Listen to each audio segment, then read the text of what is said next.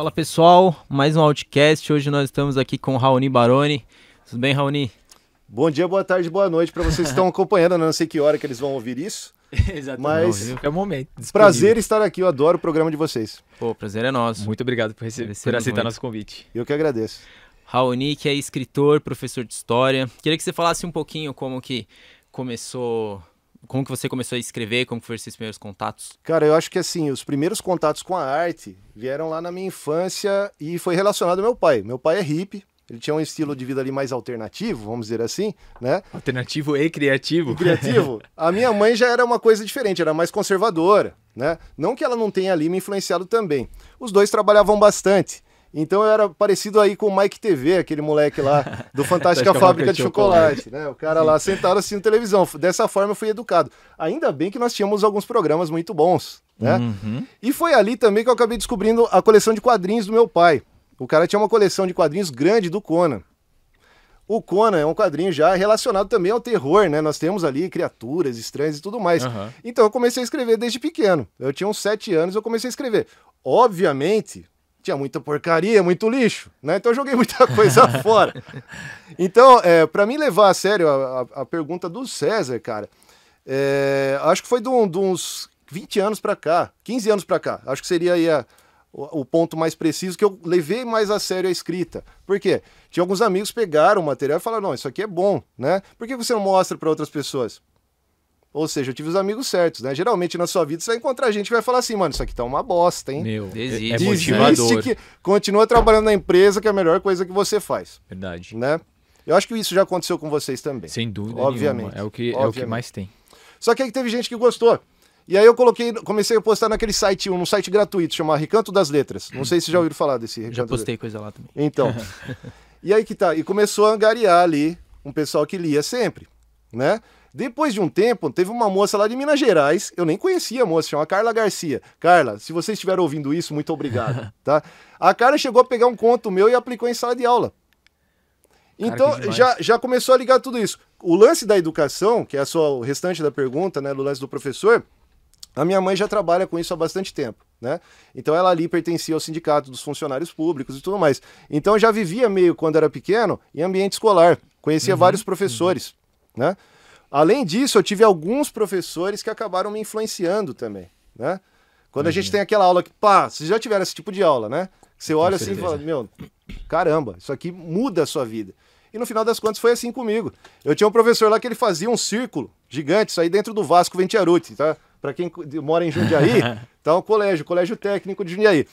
E aí, o cara fazia esse círculo e olhava no olho de cada um. Parecia até um maníaco, assim, sabe? É tão fora da curva que a galera estranha, né? Pois mas é. é fascinante. Pois é, mas aí que tá, cara. Fora da caixa, né? Exato, é isso aí que você falou. Na hora que você vê algo assim, tão fora da caixa, acaba angariando seu respeito também. E eu falei, eu preciso fazer isso. Assim como o lance do movimento punk, mas aí já é outra história. Respondendo a pergunta, foi isso, mais ou menos. Então, no final das contas, minha influência para ser professor veio há bastante tempo. Inclusive, quando eu fazia a faculdade de História, eu tinha um professor tão foda de História, e o nome do meu filho foi em homenagem a esse professor. Então, assim, tá tudo ligado. Sempre Que foi por assim. sinal é... Júlio. Te amo. É tipo o Harry Potter, que nomeou o filho em homenagem a professor. Exatamente. Eu acho mó legal isso, cara. Na literatura nós temos vários exemplos também, né? Meu, você falou, eu não posso deixar de mencionar que aula de quinta-feira pra mim, no primeiro semestre da faculdade de marketing com o Padilha. Padilha, se estiver assistindo. Aí, ó. Mas se ele não assistir, tem outros que tiveram aula É um professor comigo. foda. Padilha, Foda você é demais. foda, Padilha. Parabéns. Padilha é foda. É isso aí. E a gente não esquece mesmo. Era quinta-feira, eu falava, não posso faltar. Não pode faltar. né? Meu, Tá vendo? olha isso. Sempre tem aquele professor que às vezes é uma matéria que a gente nem gosta, mas a gente passa a gostar, ou passa a aprender e vê que não era que não É gostava. um caso que tinha, também. Exatamente. Não tinha engajado. Exatamente. Então, eu acho que assim, a minha influência foi muito boa, ainda bem, eu tive sorte. Sim. Né? Poderia ter o azar de pegar uns professores reacionários, pessoas que eram, às vezes a gente cata. Autoritários, na vida, né? você vai encontrar gente assim, Sim. sabe? Só que você não pode deixar essa influência negativa te afetar tanto, né? Quando você vê alguém fora da curva, igual a gente estava conversando, isso acabou me inspirando, né? Com certeza. E eu falei, eu já gostava muito de história. Já ficava... Nossa, eu sou apaixonado pela história da humanidade, né? Eu acho, assim, um desperdício cá entre nós, né? A humanidade poderia estar muito melhor, mas é muito interessante. É muito interessante. Não, e existe uma relação, né, um entrelaçamento entre as histórias de ficção e as histórias reais, né? Então, muitas vezes o filme conta nada mais do que a vida. Muito né? bem, é isso Muitas mesmo. vezes, às vezes tem umas brisas bem aleatórias que a gente fala assim, caramba, o que o cara tá pensando quando ele criou isso? E é interessante pensar isso também, né? Mas tem coisas que realmente só contam o que a gente vive na vida real. Isso é incrível. O César sabe disso, o César é roteirista, então você está acostumado. Muitas das histórias, igual você bem disse, né, que a gente vê no cinema e tudo mais, vieram lá da mitologia grega. Os caras foram pegar os arquetipos lá atrás, cara. Isso. E aí que tá. E quando você estuda tudo isso, é tão interessante. Por que as pessoas não fazem isso, sabe? Meu, eu viajo na tecnologia, na engenhosidade dos antigos egípcios, por exemplo. Meu, os caras há não sei quantos anos atrás. Incrível. E ó, cá entre nós, são as aulas que o pessoal mais gosta. Quando a gente fala a respeito de uma civilização que saiu fora, igual você falou, saiu da caixa, saiu fora passou da curva ali, eles adoram isso. Adoram. Adivinha qual que é outro assunto que eles adoram? Segunda Guerra, é lógico. Os alunos adoram conflito. E aí que tá. Quando a gente consegue explorar isso, você tem que chegar na sala de aula com sangue no olho. Igual quando a gente tem uma banda, igual quando a gente se apresenta num palco, a gente vai fazer, sei lá, escrever um poema. Tudo você tem que dar o seu coração. Verdade. Esse que é o ponto, né? Eu acho que esse é o sentido desse podcast também. Então, o que eu vi aqui são pessoas que realmente são apaixonadas pela arte, antes de tudo. Antes de tudo. Porque mesmo se eu não tivesse nada, eu ainda estar escrevendo. Isso eu tenho certeza. E eu acho que vocês iam estar fazendo alguma coisa também. Entendeu? Isso é perfeito. É o que a Rosália falou, né? Ela disse que todo ser humano deveria criar algo. Exatamente. Né? Exatamente. Isso acho que casa muito com o que você falou agora e fascinante que você... essa é a paixão verdadeira, né? Independente das condições, dos fatores Não externos, importa. você tá escrevendo, você tá produzindo. É uma expressão sua que só dá pra fazer daquele jeito. Só daquele jeito. É a sua igual o leitura do podcast de mundo, vocês. né? Vocês têm um formato. É daquele jeito, é com as duas cabeças pensando, vocês têm a equipe atrás, e é isso. É um formato, né? E aí que tá, é a expressão individual. Quando junta em grupo e dá certo, é melhor ainda. Verdade. É um encontro feliz Então, e é um tanto demais. difícil, né? É muito legal. Assim, comparando em proporção, mas é fantástico mesmo. Inclusive citando a entrevista, belíssima entrevista, né? É aí que tá. Eu assisti um filme do Bob Cuspe no vão do MASP e tava tocando Os Mercenários. Sim. E é necessário citar isso, porque foi muito legal. Muito legal mesmo. Demais. Não, até fazendo um link aí que você comentou que o movimento punk teve uma importância grande na sua vida. Muito. Né? E puxando aí das Mercenárias, queria que você falasse sobre isso. É um prazer falar sobre isso. O movimento punk, na minha vida, tem influência tanto boa quanto negativa. Os dois, tá? Eu já pertencia a um espectro político completamente diferente do que vocês estão vendo aqui na sua frente hoje, tá? Então, assim, eu já fui para um lado, já fui para outro. Eu acho que a política tem que ser adequada ao seu pensamento. Se você não se adequa àquilo, você tem que pensar em outro jeito. Eu vou fazer outra coisa. E é isso. Minha vida inteira foi assim. Então, no final das contas, você acaba arrumando inimigos também. Sem dúvida. Lógico. Eu acho que isso é até bom. Perigoso é se agradar a todo mundo, porque então você fica tá jogando duas caras. Aí que tá o problema. Né? Hoje já tá tudo certo, não tenho mais inimigos, não preciso disso, né? Só que aí que tá, mesmo assim, você acaba levando em conta toda essa vida passada, né? Tudo que aconteceu ali, essa mudança de espectro político, você vê muita gangue também, gente se matando por causa a troco de nada, isso acontece. Sem dúvida. Tem gente que se mata por causa de som. Eu acho isso um absurdo. Não, verdade. Então, assim, o movimento punk, agora as coisas boas. O movimento punk me deu muita coisa boa. A primeira coisa boa é o faça você mesmo. Não importa quais são as condições. Se vocês tiverem a chance, consegue, dá pra fazer, faz. Faz. Depois você pensa. Em como, vai melhorar tal. Depois você pensa. Vai fazer o negócio. Então, o faça você mesmo foi muito influente na minha vida. Em todos os sentidos. Quando eu pensei, deu instalar, eu vou fazer história. Fui e fiz. Foi assim. Aí vem os pontos negativos também, né? Lógico que você comete vários erros, porque você pensa assim também, né? Sim, então, esse aí é o ponto negativo, seria isso. Eu acho esse lance da impulsividade, né? O movimento punk me deu isso. Então, se, por exemplo, amanhã eu quero começar um livro sobre tal coisa, eu vou e escrevo. É assim. Demais, imagino não só para o processo criativo, mas para a vida como um todo mesmo, Sim, né? Ficar essa, como você falou de deixar o coração em tudo que você faz, totalmente. Né? Você precisa se impor, né? Aliando a essa questão do sentimento mesmo, precisa se impor, né? Não de uma forma incisiva, às vezes desagradável, nada disso, mas ter confiança no que você está fazendo, né? Acreditar no seu trabalho. E eu acredito muito nisso. Isso que você falou aí casa com muito do que eu acredito, porque quando vocês estão aqui apresentando podcast, eu vou usar isso de novo. Vocês têm que ter confiança no que tá fazendo. Sim. Senão você não vai conseguir entrevistar o conseguir cara, transmitir. não vai entrevistar Exatamente. a pessoa que tá ali, não vai saber como agir, né? Então, é a mesma coisa que você entrar num palco. Eu falo lá, eu comparo o lance de dar aula com entrar num palco. Às vezes a plateia não vai estar disposta, mas o professor tem que estar com sangue no olho. Ele tem que entrar lá para dar aquela aula como se fosse a melhor aula do mundo para ele. E muitas vezes ele até resgata. A galera Sim. não tá nem, pai, mas a aula é tão impactante que a galera que traz E quando, a galera, né? e quando isso acontece é muito legal, Porra, sabe? tesão É muito fodido. legal, cara. E aí que tá, né? Foi isso também que me fez ficar dentro da educação. Eu acho que a minha esperança é a educação, né? Num país que a gente tá vivendo Sem agora, dúvida né, nenhuma, pessoal? Sem dúvida nenhuma. Então, a minha esperança é essa. Mesmo que eu seja uma pequena formiga, eu tô lá no sistema, cara, e a gente tá lá, sabe? Tá falando o que é preciso ser falado. Eu não faço viés ideológico. Eu tento manter a mente deles aberta.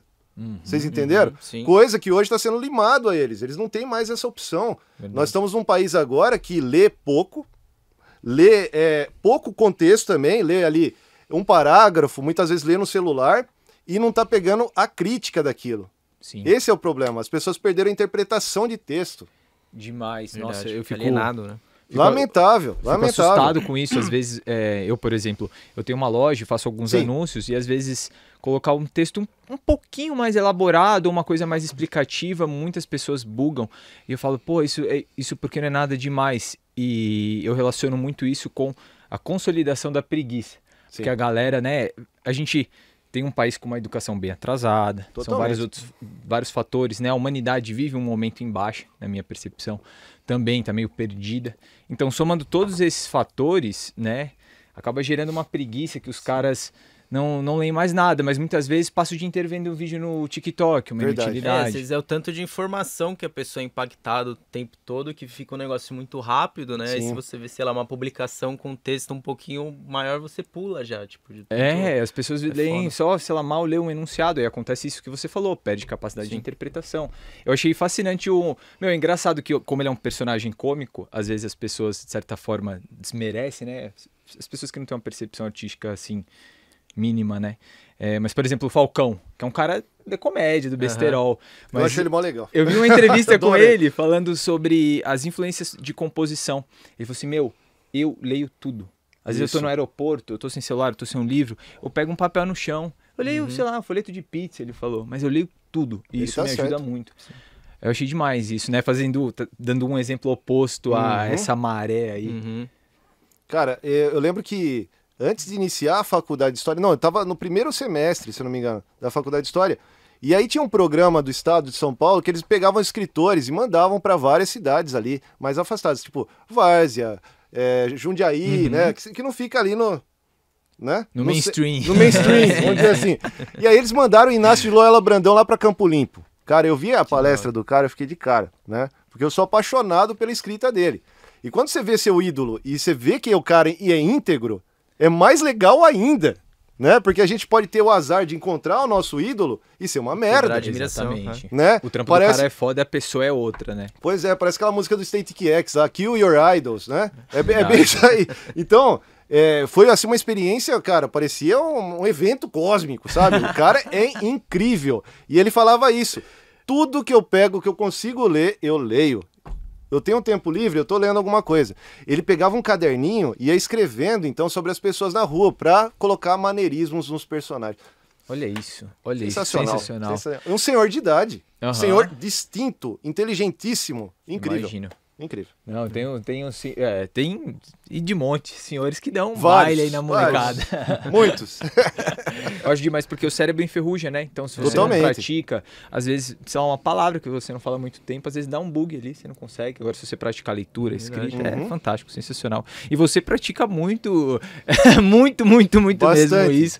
E eu queria que você falasse sobre o trabalho que Sim. você Oh, que trouxe legal. hoje. Vamos falar a respeito desse livro aqui. Esse livro aqui foi lançado, pessoal, Contos Cotidianos. Ele foi lançado já há 10 anos. A gente descobriu hoje, né, César? Descobrimos hoje que eu não, que o tempo sabia. passou. Mas, 10 anos que eu lancei. Bom, esse livro foi uma antologia. Então, né, eu tenho uma amiga que o pai dela era o cara ali que estava mentorando essa antologia e acabou o convite, né? O meu conto é um dos mais curtos, só que ele é bem brutal. E eles mantiveram o conto. Então eu fiquei muito feliz com isso, né? Por quê? Porque eu escrevo terror, cara. né? O terror, ele é um gênero que é difícil como a comédia. A gente já conversou sobre isso, César. Por quê? A comédia, se ela for mais ou menos, ela é uma bosta, não é? Verdade. O terror também, se ele não te causar uma apreensão, um nojo, um asco, alguma coisa, ele também é ruim. Verdade. Então é um gênero meio que ingrato, né? E é difícil você escrever. E quando eu participei dessa antologia aqui, eu achei sensacional que eles publicaram um conto na íntegra, do jeito que é, certinho, sem erros, né? Dentro do Recanto das Letras eu tenho muitos contos também, acho que eu tenho lá em torno de uns 90 contos. Legal. E esses contos são todos Demais. gratuitos, a pessoa pode entrar lá, né? E fazer sua leitura tranquilamente. Além disso, né, eu não paro de escrever, porque eu tenho também o meu Instagram, eu fico escrevendo resenha. Então a escrita é um negócio compulsivo para mim, né? Sempre que eu posso falar sobre uma obra de arte, eu prefiro escrever, porque se eu escrever, eu não vou esquecer. É assim que funciona. Verdade. Um registro. Aí eu escrevo, depois venho conversar com vocês. Beleza, porque aí fica ainda melhor, mais esmiuçado, Sim, né? você grava. E aí que entra no negócio que vocês estavam falando. O polarismo hoje em dia cabe a isso também, infelizmente. Tem gente aí, não, a sua banda é uma bosta. Você tentou ouvir a banda? Não, caralho. Exato, a pessoa chega já com o ouvido cheio de preconceito, Porra, já chega cara. julgando logo do começo, não tenta interpretar o Sem trabalho. ter visto, sem ter consumido, às vezes. Como é que você vai interpretar? Você nem ouviu. Não tem como, né? É muito fácil você fazer lá o hate, né? Ou o fanboy revoltadinho, né? Falar isso aqui é uma merda, mas nem ouviu, não leu, não sabe, né? Infelizmente a gente tá chegando nisso aqui no Brasil. Muito. E faz parte desse lance da formiga que eu tava falando. A gente tem que Sim. tentar atacar de alguma forma ali. Com certeza, Sim. porque acredito que o pessimista, né, quem fala, mas pô, são tantas pessoas, a gente é só literalmente A gente uma é formiga insignificante. deixando, Sim. exato, Aham. mas é melhor um pouco Com do certeza, que não com ter, certeza. deixar contribuição nenhuma, né? Então, Uma pessoa que você consegue tocar ali já... com certeza, isso é uma coisa que o dinheiro não compra. Muda tudo, cara. Igual eu falei, né, da moça lá de Minas Gerais. Pô, ela trabalhar o texto ali, cara, não tava pensando em dinheiro.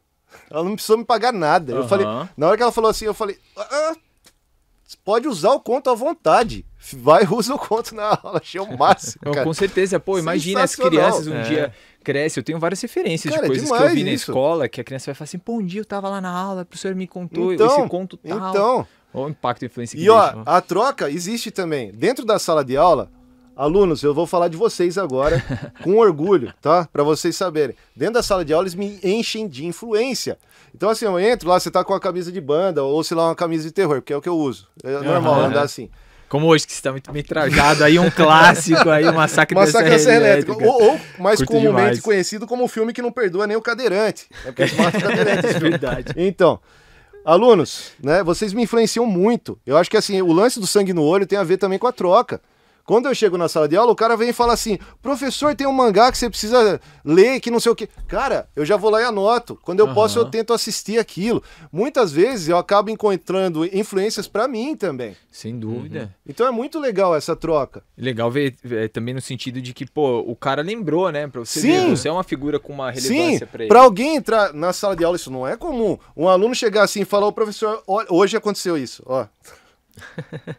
Arrepia. Professor, olha só esses 3 gibis que eu encontrei lá em casa. Só pra me mostrar, pra falar assim, ó, que o cara lê também. Então, se eu conseguir esse ponto de ligação com esse aluno, por que eu não vou explorar isso? Isso motiva muito mais, né? Ele vai Você aprender está valendo. história, pessoal. Pô, por que não? Você tem que esquecer esse lance, sabe?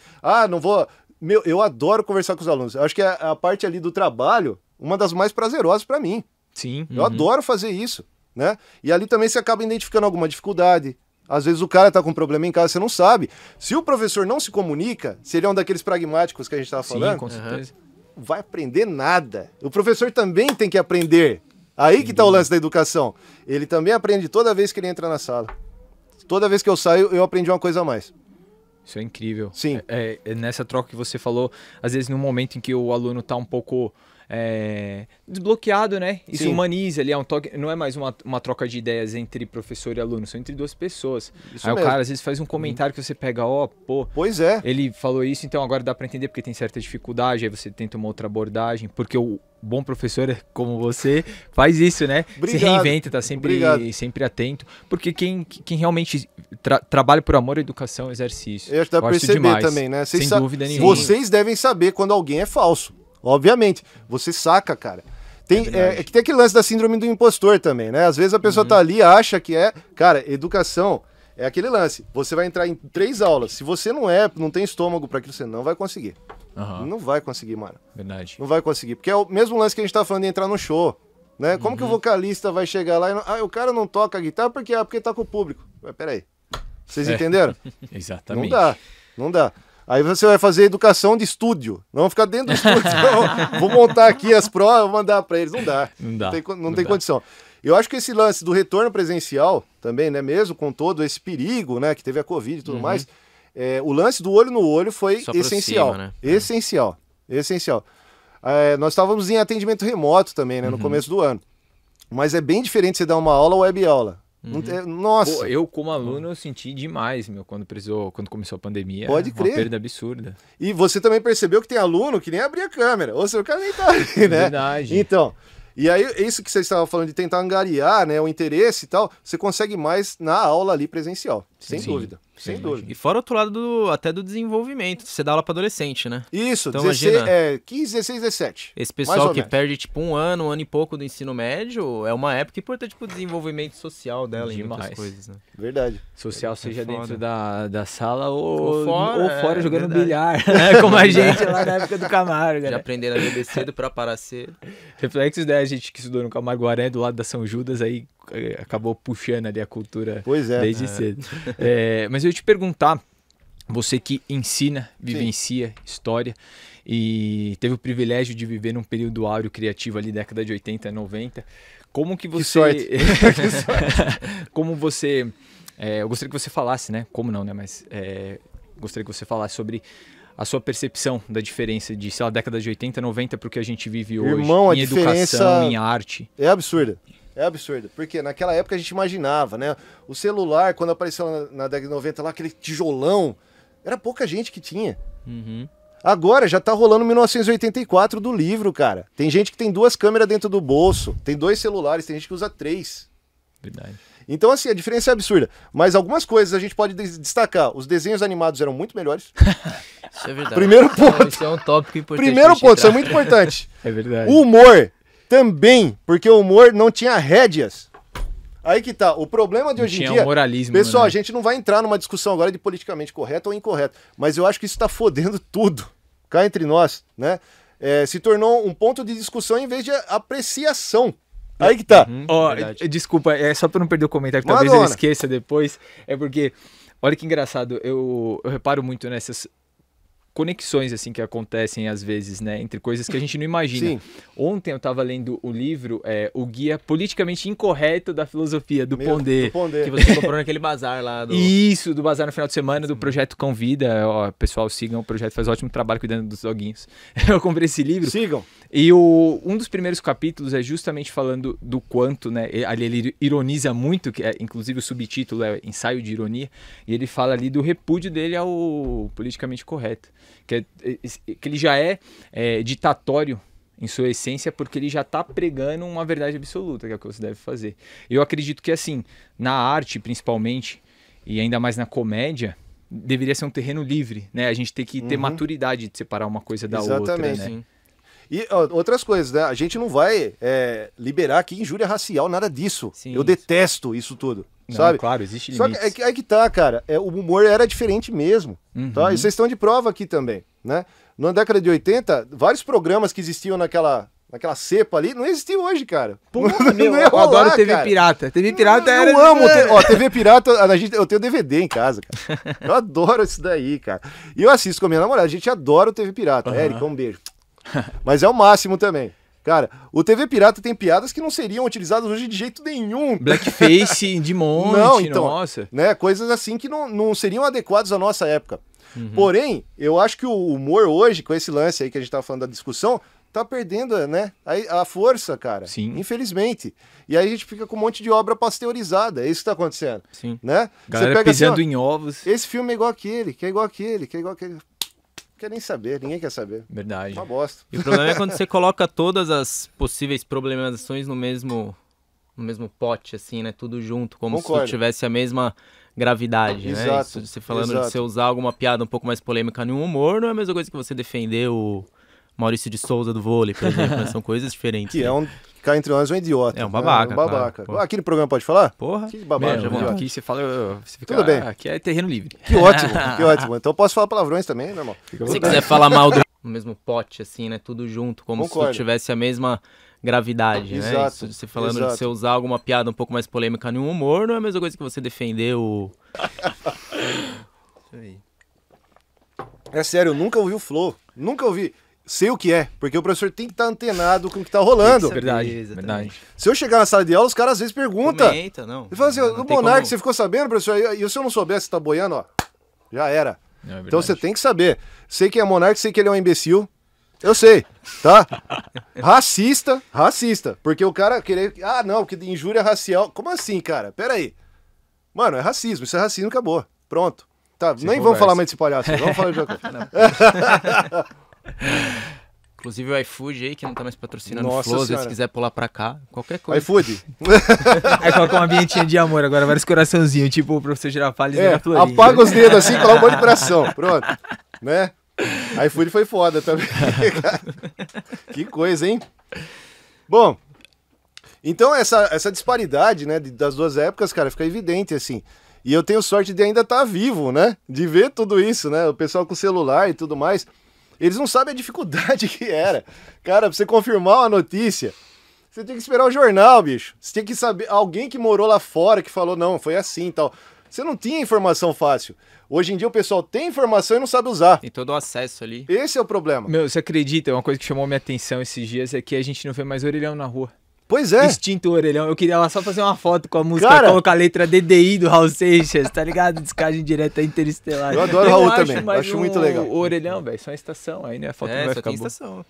E você acha que o Raul vai ser eterno mesmo? Tomara que sim. O Raul, Porque ainda tomara, falam acho dele. que sim. Eu, Não, ó, acho que tem sim, aluno seja. com essa idade que eu falei, falando de Raul Seixas pra mim. É. Aham. Caramba, que legal. Um dos meus primeiros Que contatos legal. com a música foi com o Raul por causa da minha avó, que gostava. Minha Então, avó já ouvia. né? Tem umas coisas aí que vão ficar, meu. Demais. Que bom, né? E E enquanto conquistando mais gente. isso, enquanto a gente estiver nativa, estaremos tentando inserir e deixar sementes E as ali. Vai letras indo. dele conversam muito bem com situações atuais de hoje. Com também. certeza. É muito Um gênio atemporal. absoluto. Assim. Ouro de Tolo, o Aluga-se. Porra, Luga, total, cara. O Ouro de Tolo, sempre que eu lembro de inconformismo, porque eu gosto desse tipo de literatura e por aí Aham. vai, né? Mais por causa do lance do punk mesmo. Mas o Raul, essa letra é uma das mais inconformistas de todas. Eu Demais. tava falando disso sábado. Verdade, e eu acho engraçado é porque eu acho ele bem cômico, né? Ele era bem caricato, fantástico, uma sim. figura assim. Fantástico. Então a gente até, assim, se não faz uma análise profunda, não presta atenção na letra. Você demora pra ver além do besterol ali. E- Pode formir. Quando Aí eu você era- faz uma isso Quando eu era novo, mais assim, os novo. primeiros contatos foram esse sentido de falar, nossa, que engraçado, nada Isso, uma profundo, comédia. nada. Quando você escuta, Aí hoje é é o que outra você coisa. falou. Demais, Em Ouro de demais. Tolo é um inconformismo assim e extremamente atual, como E o, você o falou. besterol que vocês estão falando aí, realmente, ele teve que usar aquilo lá pra dar uma artimanha, Sim, fantástico. Então a gente até isso, É muito isso. inteligente. Né? Aquele Rock das Aranhas deu dor de cabeça pra ele, viu, cara? Porra. Foi foda. A biografia do Raul Seixas é incrível também, né? Sim. É um cara, ele tinha muito do punk, sem ser punk, ele tinha muito do punk. Por quê? Porque ele era um cara também impulsivo, fazia as coisas. Ah, eu sou fã do Elvis, vou montar uma banda então de rockabilly. Foi lá e montou, né? E é assim, cara. Eu acho o Raul Seixas um grande exemplo para Sem dúvida. os artistas do Brasil, para as pessoas, para todo mundo, né? Sem dúvida. É mesmo. E é muito louco também como o Raul Seixas inspirou muita gente depois que a gente gosta também. Sim. Assim, Ventania, Júpiter Maçã, caras que falavam muito. Júpiter Maçã é uma figura, hein? Sim. Já se foi, Sim. né? Já se foi. Mas esse também era uma grande figura. Grande figura. Vocês gostam do Skylab? É outro que eu acho, eu não sei nem definir, mas eu acho muito engraçado. Eu Então. acho ele mó brisa aleatória. O Skylab, o Rogério Skylab, cara, a gente viu ele aqui. Foi ano passado, se eu não me engano. Não, ano passado. Então, sensacional. Ele é assim, um artista visceral. Aham. Tem muito do punk também. Muito, Verdade. muito. E ele mistura com a MPB, cara. É demais, É né? uma loucura. Ele é ousado, por assim Ousado, dizer. ousado. E tá lá, falando os palavrões e tudo mais, mas ali tem uma veia muito legal, satírica, né? Sim, verdade. Então ele é verdade. muito legal, esse cara. Eu gosto muito dele. Eu achei ele fantástico. Ah, tem vários outros artistas, né, meu? Se a gente ficar falando aqui, vai É verdade, longe. dá pra fazer, Verdade, eu se só juntasse um todo programa mundo, disso. um programa só disso. É isso mesmo. Hoje, mais uma vez, acompanhados magistralmente por Rock na Teia, aí que tem só um pouquinho a ver com a essência do Raoni. Aqui, Punk Rock Pilsen. Punk Rock Pilsen, que demais. Meu, eu sei que você tem excelentes influências de filme, de adoro. HQ, de música. E queria saber das suas influências na literatura. escrita. Sim. Isso. Você curte muito terror, imagino Muito, que tem uma muito. influência do Muito. exterior. Até nas enorme, próprias né? tatuagens, E dos brasileiros Isso também. que eu ia falar. Aparecem nas minhas tatuagens também. As minhas influências do terror. A primeira influência, Henrique, a mais forte, assim, foi o Edgar Allan Poe. Imaginei. dessa imaginei. tatuagem. Daqui, ó. O Edgar Allan Poe, ele mudou a minha vida como leitor, cara. Porque eu já lia bastante, desde pequeno. Não é normal, porque na minha casa meu pai lia, então eu tava acostumado. E aí, cara, na hora que eu peguei ali o Gato Preto, né, esses contos aí, o Histórias Extraordinárias do Poe, isso aí mudou minha vida. Eu descobri ali que era possível fazer uma história curta, com um final que é um soco na cara, né? E aí que tá, o Poe é exímio nisso. Ele que criou o conto moderno, né? O cara, ele também acabou ali aperfeiçoando o conto policial e tudo mais. Ele é um gênio, era um gênio, né? Infelizmente. Além dele também, o Guy de Maupassant, que é um escritor que também acabou até ficando louco por causa das próprias obras dele. É muito legal essa história. Ele começou a encarnar numa criatura que chamava Orla, né? Ele tem um conto famosíssimo que chama o Orla. E aí, em determinado momento da vida, ele tentou suicídio e por aí vai. Ou seja, pessoas perturbadas. Eu gosto de literatura assim, eu acho legal. Hoje eu leio também o Chuck Palahniuk, né, o cara lá do Clube da Luta. Eu tenho vários livros dele, eu acho ele o máximo. Ele é um escritor anarquista também, né? Mas tem, a influência da literatura beat é muito grande, muito grande. Além disso, aqui no Brasil, Nelson Rodrigues, a Clarice Lispector, eu acho ela genial. Lígia Fagundes Telles, eu acho essa mulher... Nossa! Um espetáculo. Meu! Espetáculo. Contos da Meia-Noite, que passava na Cultura. Nossa, que programa, bicho! Henrique, muito bem, Henrique. O Henrique é legal. Eu conheci o Henrique hoje, tá, pessoal? A gente é amigo já. Beleza? Não, muitos gostos em comum mesmo.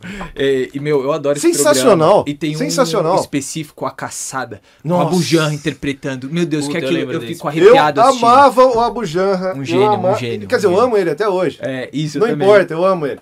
Né? E eu achava ele fantástico, tanto apresentando quanto interpretando as histórias. Ele ia ler um conto, um poema, tinha aquela entonação, parecia um soco na sua cabeça, assim, é Nossa, sensacional. Experiência absurda.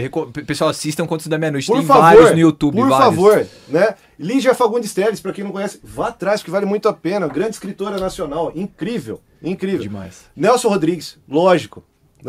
Mas assim, a literatura beat, ela tem um coração, assim, um lugar no meu coração muito grande, né? Então ali, o Burroughs, o Jaqueruaki, o Charles Bukowski, que não gostava de ser chamado de beat, mas ele também estava ali no meio do movimento, entendeu? Allen Ginsberg, eu acho esses caras fantásticos, né? Eram escritores, como a gente estava falando no começo do papo, que eles levavam o coração na frente. Então tinha aquele lance da arte, vou fazer. E eles tinham uma ideia libertária. Então esses caras acabaram viajando pelos Estados Unidos quase sem dinheiro, trabalhando em qualquer lugar, produzindo arte. Foda, Eu estilo acho de isso vida. que se existe algo que é o máximo da exploração humana, pra mim é isso. Verdade. Exatamente. Se a gente pegar, tem uns caras mais antigos, o Baudelaire, eu acho o máximo. Eu acho o máximo. O Rimbaud também é demais, cara. O Rimbaud é um escritor que eu respeito tanto, por quê? Porque o Rimbaud, ele teve ali um auge, ele explodiu muito jovem. Escreveu toda a obra dele muito jovem, e depois parou de escrever. Desistiu da escrita.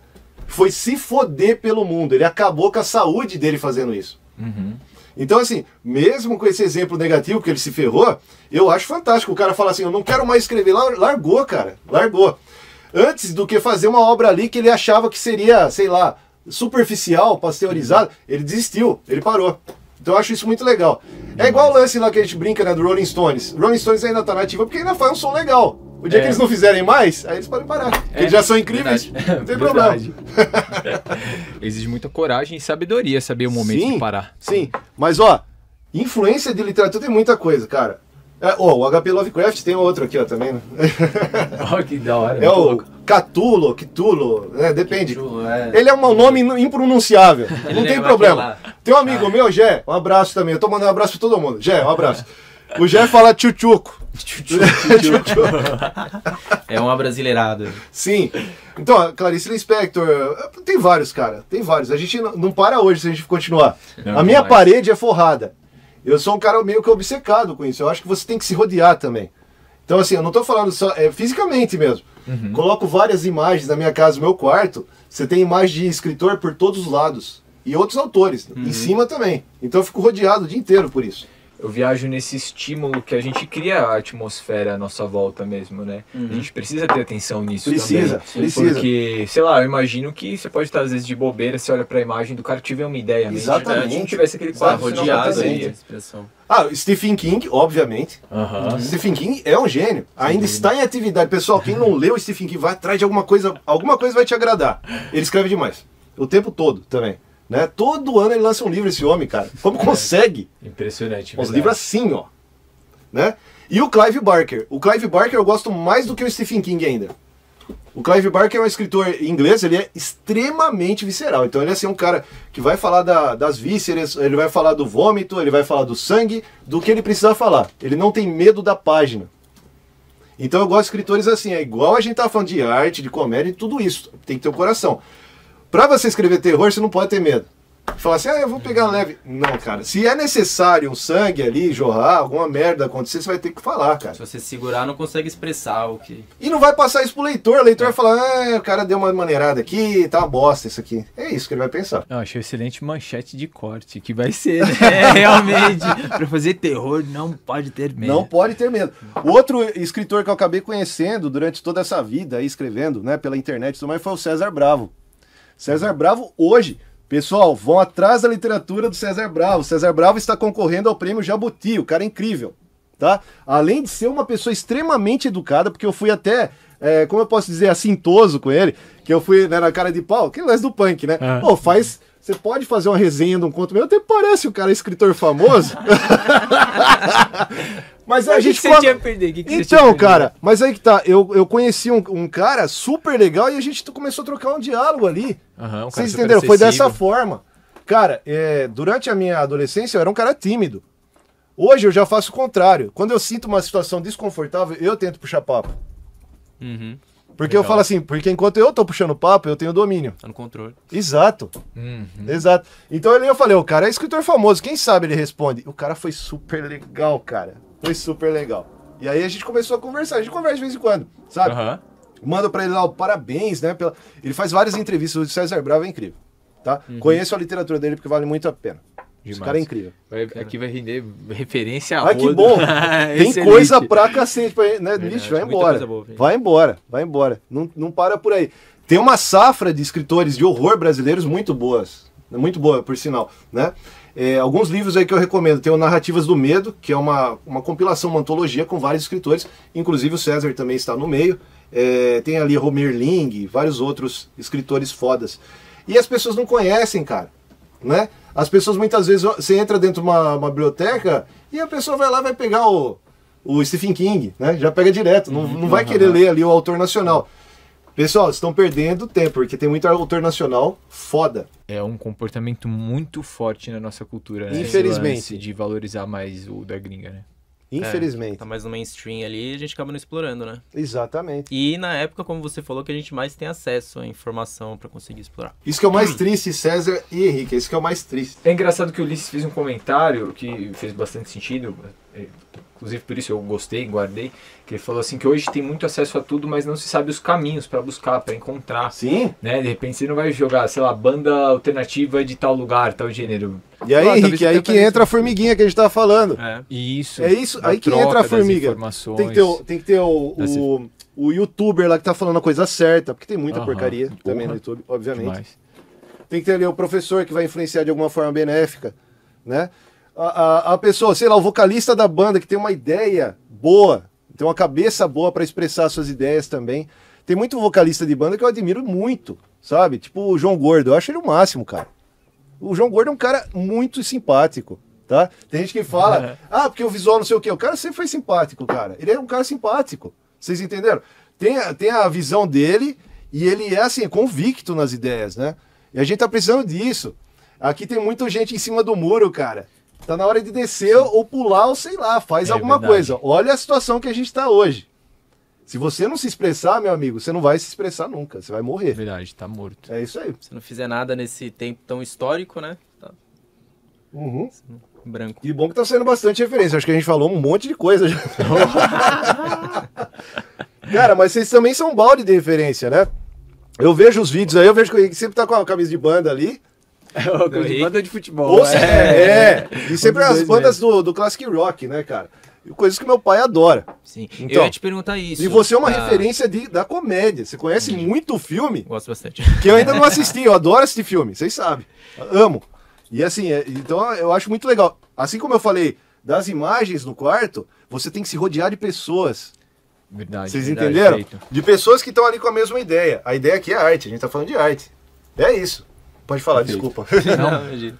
Eu ia te perguntar isso, assim, da influência que foi você crescer com seu pai, né, Nossa. hippie, e o que isso te ajudou, né, a ser quem você é hoje. que você Muito, valoriza. muito. Assim, obviamente, ele era um cara libertário. Então, assim, se eles precisassem, vou andar nu aqui na casa, dentro da casa, fechar, tá, tudo bem. Normal, sabe? Um comportamento que hoje muita gente pode, nossa, que horror e tal.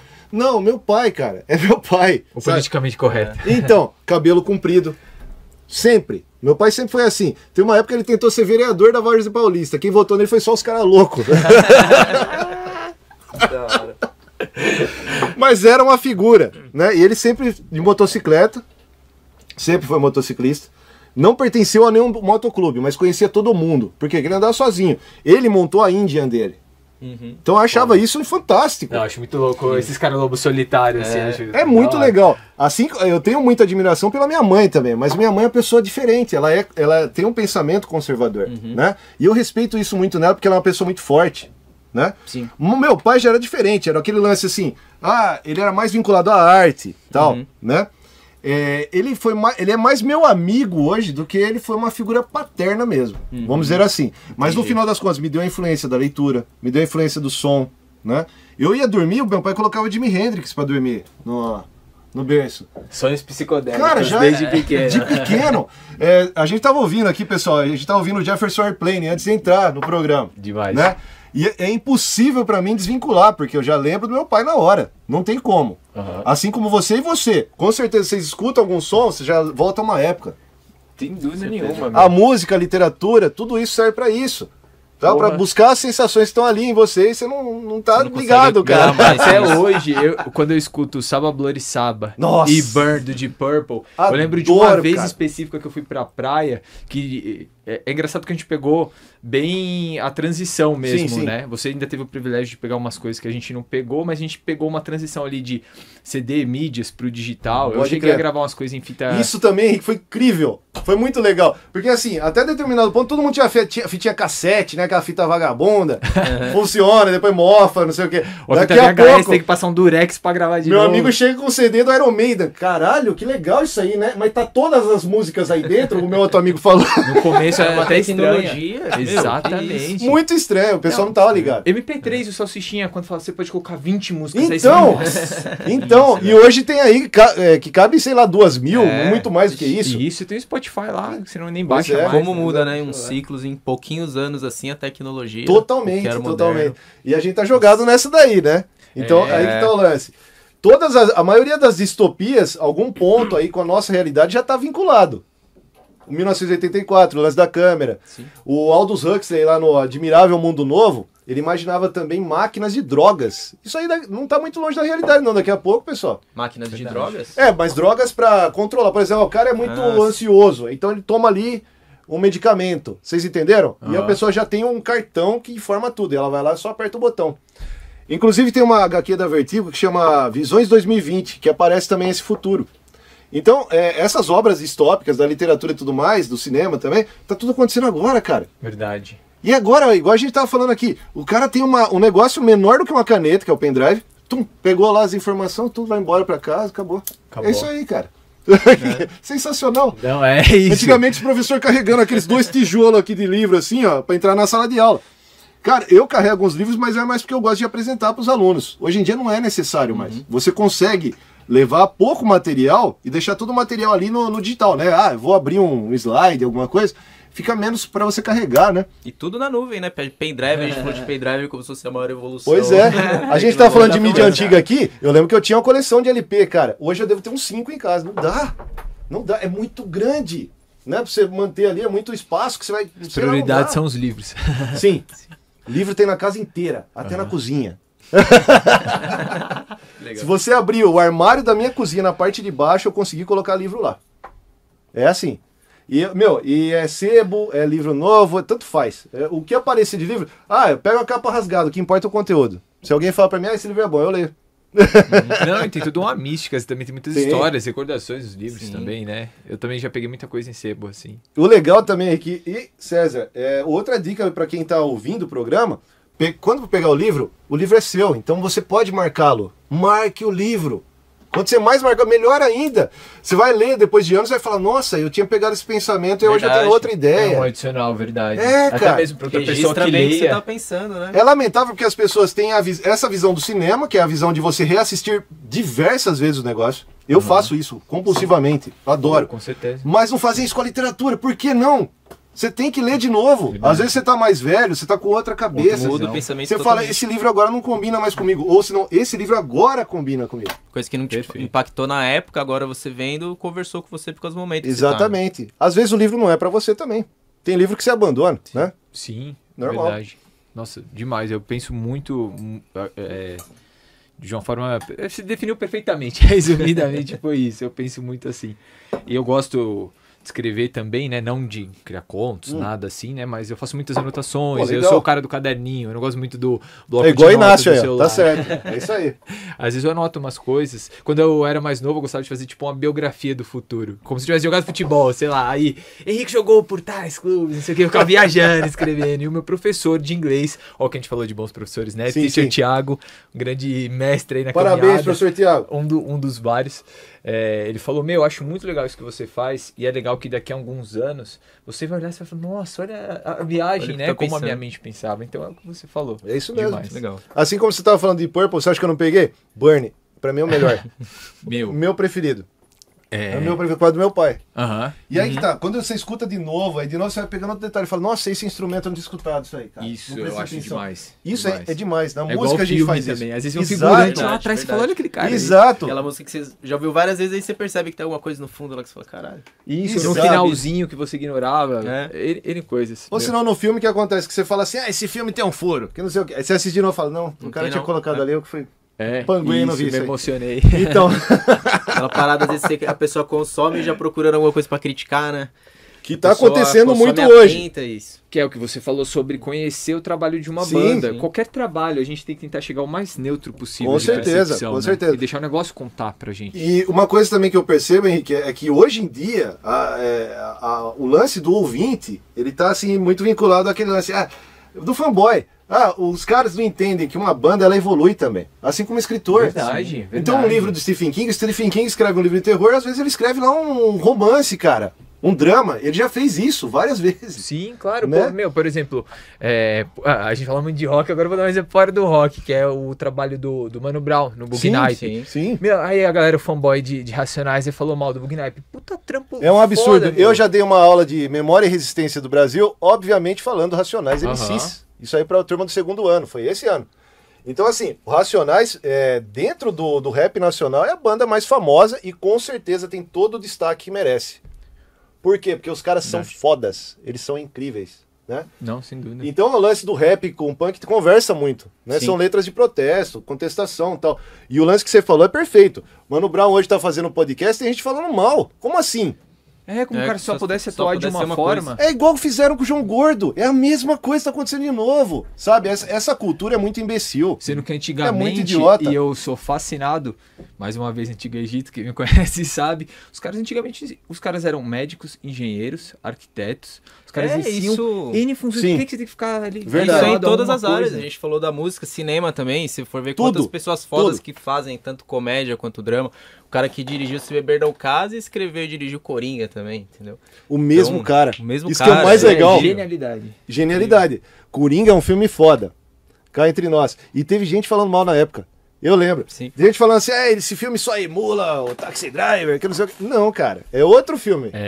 Mas assim, pode ter uma estética semelhante, parecida, tem. Mas, é outra coisa. Pode ter o Robert De Niro nos dois. Nos dois. Que filmaço, eu não esqueço. Quando eu saí da sessão do Coringa, eu fiquei impactado, cara. Eu cheguei lá. Eu também. A gente tava fazendo aulas chamava Cinema e Literatura. Então eu queria me especializar, porque eu já fazia filme trash antes, tá? A gente vai entrar nisso daqui a pouco, né? Filme trash, da hora. Então, A gente fazia filme trash, mas tudo ali na cinema de guerrilha. Ninguém sabia porra nenhuma, tá tudo aprendendo. Ah, pega a câmera, sai correndo, vai pra lá, faz o sangue assim, assado, não sei o quê, desse jeito. Então você tem que se jogar mesmo, cara. Ah, enquanto você escrever só na sua casinha, sem mandar pra internet, sem fazer alguma coisa com aquilo, cara, você vai morrer com aquilo embaixo do seu colchão. O Cris falou isso ontem, a gente gravou um programa com o Cris, ele falou assim, a arte só cumpre o propósito quando compartilhada, ainda que com uma pessoa. Ainda com uma pessoa, exatamente. Né? Mas é o que você tá falando. Tá certíssimo. Porque a visão do outro que vai definir, vamos dizer assim. Né? Isso que vai... isso. Ou chega, às vezes nem define, mas chega perto disso. Sim, né? isso traz uma percepção nova. Com certeza. Então a arte tem que ser compartilhada, concordo. Em gênero, número e grau. Verdade.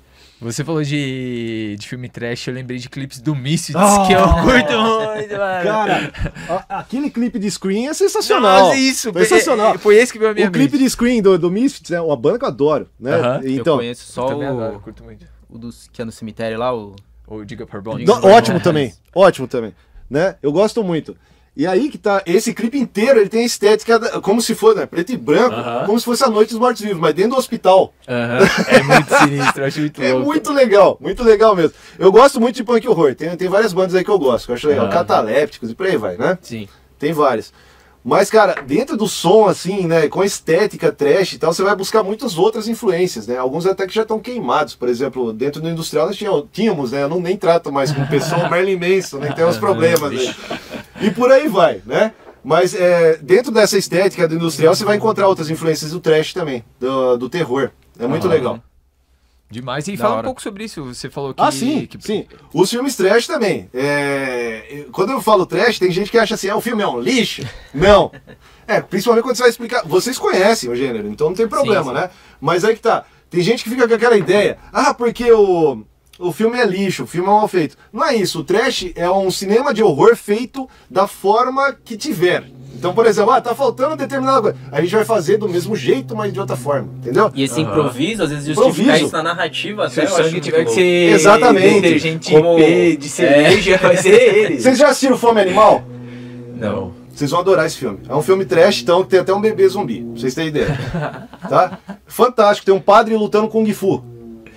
Vocês entenderam? É isso. O trash, ele coloca ali a veia do humor junto, às vezes. O padre tá lutando com Kung Fu com o bebê zumbi. Contra zumbis dentro do cemitério. É bizarro. É maravilhoso. Maravilhoso. Sabe quem dirigiu? O mesmo diretor de Senhor dos Anéis. Caramba. Aí que tá. Tá vendo? Muitos diretores acabam fazendo os filmes trash no começo pra escola mesmo. Começar a aprender melhor, né? E aí a gente fazia parte do Zumbi Walk, né? A gente vinha pra São Paulo todo ano, no dia de finados, eu e meus amigos, nos vestíamos de zumbi e ficava lá fomentando a cultura de horror. Essa é a ideia do Zumbi Walk, né? E ali a gente via vários caras, né? Às vezes aparecia o Toninho do Diabo e por aí vai, né? Segunda entrevista seguida que a gente falou do Toninho do Diabo. Pois é. E vocês vão trazer o Toninho? A gente tava conversando sobre, na verdade, o cara falou. Então, olha como as coisas ligam, né? A gente quase fez um quadrinho junto, mas aí não fez por causa do Toninho mesmo. O Toninho não foi. É meio que o Gil Brother, assim, então, pra lidar com ele. Não foi, ele não deu ali a carta que precisava, entendeu? Ele não deu a posição final. Por quê? O meu amigo Vitor já tinha feito os desenhos e eu tinha escrito o roteiro. Caramba. Então o Toninho chegou a lançar só um quadrinho que eu me recordo. O quadrinho é uma bomba, lógico, né? É trash, é mal feito, é mal desenhado, mas é engraçadíssimo. Eu guardo com carinho na minha coleção de quadrinhos esse quadrinho que eu acho muito engraçado. Então, a veia trash veio principalmente dos filmes dos anos 80. Por quê? Não é só o trash, o terror em si, né? Como eu tava falando, eu era pequeno, assistia muita televisão. Aí assistia Enigma do Outro Mundo, A Bolha Assassina, e por aí vai. Cara, quando você começa a entrar nesse mundo, quando você vê Hellraiser a primeira vez, sua vida vai mudar, cara. Eu lembro que chamou minha atenção que eu falei, isso é uma tosquice absurda. Assim. Absurdo. E não tem um momento do filme é muito tosco mesmo. Tem um momento do filme que aparece o carrinho atrás, assim, no primeiro filme. Nota, tem uma cena lá que vai aparecer um monstro no corredor, vocês vão lembrar disso. E vocês vão ver a rodinha do carrinho passando, empurrando o monstro, assim. O Mestre dos Desejos é considerado trash também, né? Sim, o Mestre dos Desejos é do mesmo autor que eu falei lá, que eu sou apaixonado, o Clive Barker. O mesmo cara que escreveu Hellraiser, inclusive. Foda. O Mestre não, o Mestre dos Desejos não, desculpe, eu tava falando do Candyman. O Candyman agora lançou um novo, né? Mestre dos Desejos não é dele não, é de outro autor, mas é muito bom também, legal. E entra no trash, né? Tem tudo a ver. Por que eu lembrei do Clive Barker? Por causa do Candyman, cara. Porque teve um revival agora desses filmes. Então eles começaram a pegar esses filmes que eram considerados trash, anos 80 e 90, e fazer remake. E aí eu lembrei do Clive Barker porque saiu a nova versão do Candyman, faz pouco tempo. Assistam porque é assombroso. É demais o filme, fala sobre racismo, preconceito também. Perfeito, perfeito. Então aí a gente começou a filmar, cara. A gente vinha aqui pro Zumbi Walk, né? Aqui da cidade de São Paulo. E aí meus amigos acabaram levando lá pra Jundiaí. Eu tava indo pra faculdade de História, primeiro ano da faculdade, e aí encontro meus dois amigos, né? O Agino e o Richard, um abraço pra vocês dois. Eles estavam vestidos de zumbi no meio do centro da cidade. Eu falei, vou participar disso, não fui para a faculdade. No final das contas, ali a gente se formou uma espécie de cúpula. Então eram 5 pessoas, e a gente começou a organizar o Zumbi Walk de Jundiaí. Que foda. Hora. Teve um ano que eu lembro que tava chovendo e tinha mais de 200 pessoas, cara. Chovendo. Chovendo. A primeira vez que a gente fez, que foi essa vez, eu tava até com a camisa do Palmeiras, eu lembro disso aí. Cara, a gente quase foi preso. A cidade é tão reacionária, tão atrasada, que teve um cara que foi reclamar, falou assim, meu filho tá assustado com vocês, foi falar pra polícia. Não tinha nada a ver. A gente só tava passando na rua, todo mundo vestido ali de zumbi, era um lance de fomentar o terror e tal. Aí o mesmo trouxa pega na semana seguinte vai no Play Center na noite do terror. Então, cara, não dá pra entender, pra fazer fotinho e colocar na rede social. E tinha um monte, tinha um monte de gente fantasiada, porque era Natal, era perto do Natal, então tinha um cara fantasiado lá de Papai Noel e tal. Tinha fantasia, não tinha por que o cara fazer aquilo. Eu sei que o policial foi conversar com a gente, eu vou contar essa história agora que já passou anos, tá? E aí foi o momento de todo mundo esconder as facas, né, o canivete, não sei o que, fazia parte, né, por exemplo, tinha gente que tava de caçador, né, de zumbi. Sim. Então tinha gente que tava com taco de beisebol, tudo. Eu lembro que a minha mochila foi carregada de coisa pra casa. E eu tive que devolver pros caras depois, foi isso aí. Mas foi demais, primeiro ano. No outro ano já foi tudo bem. Nós montamos tipo essa cúpula digital e eu fiquei como responsável pela página do Facebook. Hoje nós não temos mais o domínio, né? Porque o Zumbi Walk já acabou lá na cidade. A gente fez acho por 4 anos, cara. Acho que foi 3 ou 4 anos. Foi 3 anos. 3 anos, isso aí. E no último ano, igual eu falei, foi surpreendente, o segundo ano principalmente, porque foi na chuva. Né? E você fala assim, nessa cidade, vinha gente da Várzea, vinha gente de Campo Limpo. Era muito legal, cara. Muito louco, eu acho demais essa reunião da galera. Demais. Porque, por exemplo, a gente deu entrevista para um pessoal sensacional aí, Jura e Thales, um abraço para vocês. Hoje tá o programa do abraço. Todo mundo mandando abraço. Normal. É que a gente tem amigos, né? Graças a Deus. Ainda bem. Pessoas boas. Que os meninos fazem um excelente trabalho. Sim. E eles dão espaço pra bandas tipo de death metal de uma cidade pequena do Sergipe. Que legal. Olha isso. Faz pessoal do underground, né? Demais, tá tudo ligado. Eles precisam de vitrine. Cara, porra. Culminava, por exemplo, nessa época você fala disso aí de ligação, né? Tava tudo ligado. Tinha o meu amigo Richard, ele tinha uma banda que chama Butcher Clown. Os caras se vestiam de palhaço assassino, cara. Caralho, que louco. Então era a época que ia sair um filme de zumbi de Jundiaí, que chama Zumbi Aí. Inclusive está no YouTube. Assistam, porque meu primo está no filme. Eu também apareço no finalzinho. Tá? Assistam. O Zumbi Walk, que a gente fazia parte, acabamos cedendo alguns zumbis. Esse cara, que era como que era o nome do diretor? Não vou recordar agora, pessoal. Do diretor do filme, do Zumbi Aí. Mas o filme pode ser encontrado no YouTube. E ele falou com a gente do Zumbi Walk pra chamar zumbis pra participar do filme. Então no final, lá na cena final, aparece bastante zumbi porque tinha gente do Zumbi Walk também. A gente foi acreditado? Não. Não importa. Vocês entenderam? Não importa. Tava lá pela farra. Eu queria fazer parte. Eu adoro filme de zumbi, acho o máximo. Que foda. Demais. E não é bem terror, mas você falou dessa brisa da banda dos palhaços. Sim. Eu lembrei de uma fantasia que eu sempre quis encontrar uma galera pra usar, que é do filme The Warriors. Tem aquela gangue dos caras com taco de beisebol. Eu acho sensacional. Baseball Furies. Isso. Eu adoro esse filme, mano, cara. Tá clássico. Eu assisto até com meu filho, Henrique. A gente adora esse filme em casa. Lógico, acho que a maioria dos punks, você perguntar, ele vai falar, adoro Warriors, adoro. Não tem como. Tudo igual. Na minha geladeira, você foi em casa agora, tem a foto lá do cisne junto com a moça, assim, ó. Sério, na minha geladeira. Eu coloquei lá o adesivo. Então, e o Zumbi Aí ia ser lançado, né? Ia culminar com o Zumbi Walk. O Zumbi Walk acabou naquele ano, eu lembro. A gente ia para o Armazém, quando tinha um Armazém lá em Jundiaí. Era um lugar lá que tocava várias bandas e tal. O Butcher Clown ia tocar na final, depois da exibição do filme. Caramba. Então vocês imaginam que legal que era aquela cena naquela época em Jundiaí. Tudo casou assim. Nunca ia acontecer de novo. Parece que foi um raio, assim. Pá, né? Toninho do Diabo estava no dia, lógico. Tomamos uma cerveja com o Toninho. Nesse tudo dia. Se alinha, assim, do nada. Nesse dia. Cara, foi demais. Foi o eclipse do horror. Foi demais. Meu primo, cara, pra vocês terem ideia do lance do trash, do nível trash desse filme, do zumbi aí, meu primo é um zumbi que anda de skate. Muito louco. Nossa, da hora pra caralho. Demais, cara. Eu vi meu primo andando de skate e falei, nossa, zumbi andando de skate, olha que demais. A gente já falou do vô do Juan andando de skate, agora de um zumbi andando de skate. Lohan, um abraço também. Pronto, um monte de gente pra dar abraço, né? Que coisa. Tá parecendo um programa do abraço, cara. Sensacional. Agora tá vacinado, pode. Então, aí teve lá a exibição do filme, as bandas tocaram e tudo mais, o Toninho estava lá, teve a televisão e tudo mais. Vocês ainda encontram entrevistas nossas daquela época na internet, dá pra encontrar no YouTube ainda. Da hora. Falando do Zumbi Walk, cara. Nossa, que legal. Que bizarro, cara. Que louco isso. Eu imagino que marcou bastante pra todo mundo que foi. Com certeza, com certeza. Foi uma época assim, igual a gente tava falando, foi um caso único. Né? Dificilmente acontece ali na região de novo. Por quê? Porque naquela época casou disso, né? Tinha um cara fazendo um filme de zumbi na cidade. Pá! Né? Inclusive com a produção de alguns amigos que estavam junto ali. Um dos meus amigos foi até personal, como fala? Coreógrafo de zumbis, vamos dizer assim. Que ele fazia os caras lá andar no mesmo ritmo, daquele jeito lá, né? Zumbi e tal.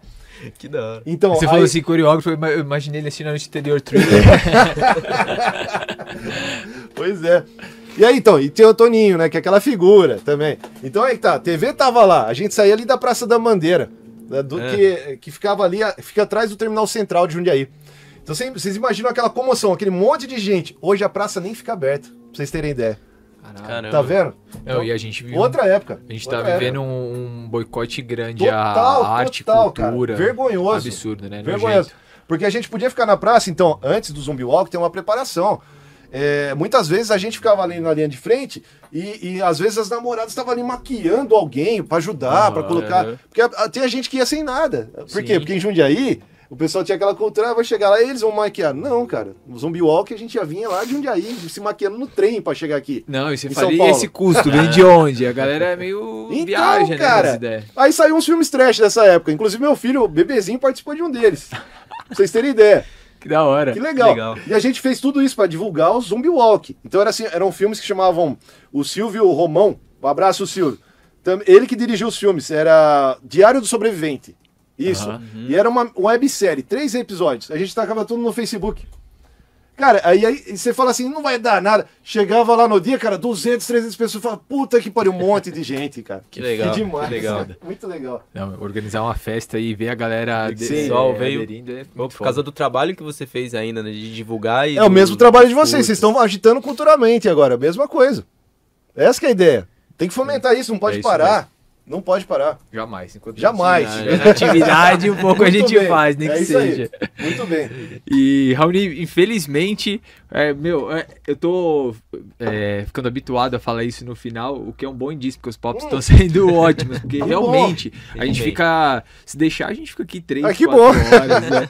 Mas infelizmente a gente precisa encerrar e tô bem curioso para saber se você daria um conselho, se você tivesse oportunidade, pro Raoni de 15 anos atrás? Eu acho que eu ia falar pro Raoni, quebra a cabeça mesmo.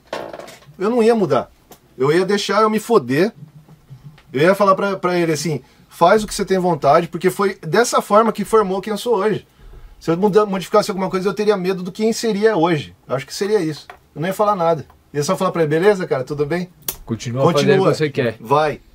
É isso. Se não tivesse passado pelo que passou, não seria quem é hoje, né? Olha que legal responder essa pergunta é icônica ainda no programa. Todo programa tem essa pergunta.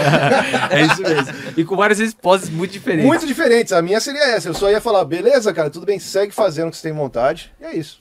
Chutando as portas aí, jorrando sangue. A vida a gente só tem uma. Tem que aproveitar enquanto dá. É verdade. Né? Fazer as coisas, é isso aí. Sim. Bom demais. Muito obrigado. A gente que agradece. A gente que agradece. Foi incrível. E hoje eu fiquei viajando aqui coisas. Só ouvindo assim e refletindo. Falando, cara, adorei. Não, e eu vou voltar pra casa hoje com vários insights de livros, de contos, de filmes. Vou fazer uma maratona. Eu peço a vocês, continuem com o programa trazendo gente aí pra falar de arte, porque isso é muito importante. Demais, arte, história, cultura é a vida, tudo. Né? Isso. É o que sobrou. É isso aí.